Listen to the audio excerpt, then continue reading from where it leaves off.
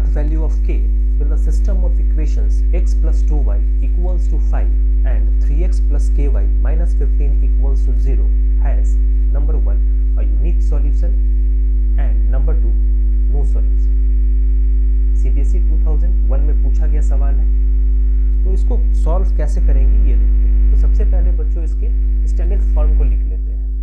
तो x plus 2y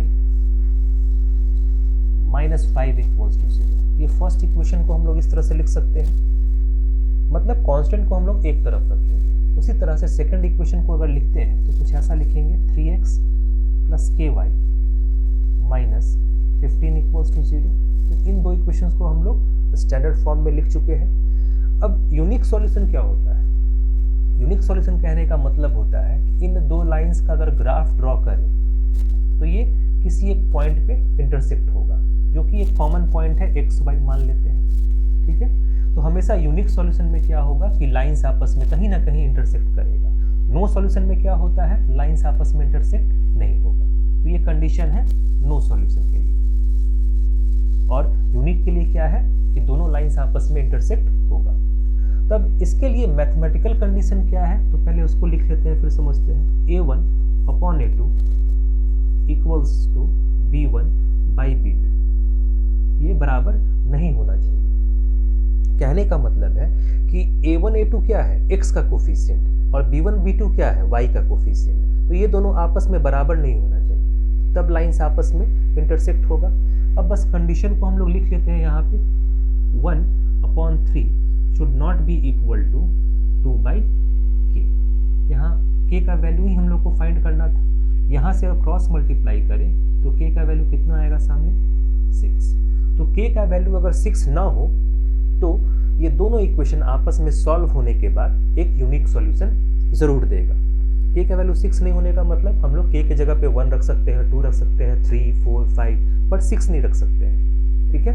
तो 6 अगर ना रखें तो ये दोनों इक्वेशन सॉल्व होने के बाद यूनिक सॉल्यूशन देगा, ठीक है। अब आते हैं नो सॉल्यूशन पे। तो नो सॉल्यूशन के लिए लाइंस कैसा होना चाहिए, पैरेलल लाइंस। और पैरेलल लाइंस का कंडीशन क्या है कि a1 अपॉन a2 ये बराबर होना चाहिए b1 अपॉन b2, और ये not equal to c1 by c2। Parallel lines में क्या होगा कि कोफिशिएंट सेम होता है x और y का। यहाँ जो कोफिशिएंट है वही यहाँ पर भी होगा, जो यहाँ है वो यहाँ होगा, बस कांस्टेंट डिफर करता है, इसलिए ऐसा कंडीशन निकल गया है। और ग्राफ से तो हम लोग समझते ही हैं कि ये नो सॉल्यूशन का ग्राफ है कि दोनों आपस में इंटरसेक्ट नहीं हो रहा है। जब आपस में इंटरसेक्ट नहीं होगा तो कोई सॉल्यूशन ही नहीं होगा। तब k का वैल्यू क्या होना चाहिए, तो 1/3 equals to 2/k should not be equal to 5/50। इसको रिड्यूस कर सकते हैं हम लोग 1/3 से, ठीक है।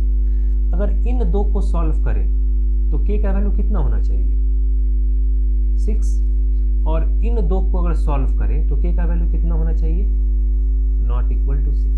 तो एक ही समय में ये दोनों एक दूसरे को कॉन्ट्राडिक्ट कर रहा है। कॉन्ट्राडिक्ट किस सेंस में कर रहा है कि k का वैल्यू अगर 6 हो जाए तो ये दो इक्वेशन सॉल्व होने के बाद नो सॉल्यूशन देगा, और उसी समय कहा जा रहा है कि k का वैल्यू 6 नहीं होना चाहिए। तो ये दोनों आपस में कॉन्ट्राडिक्ट कर रहा है।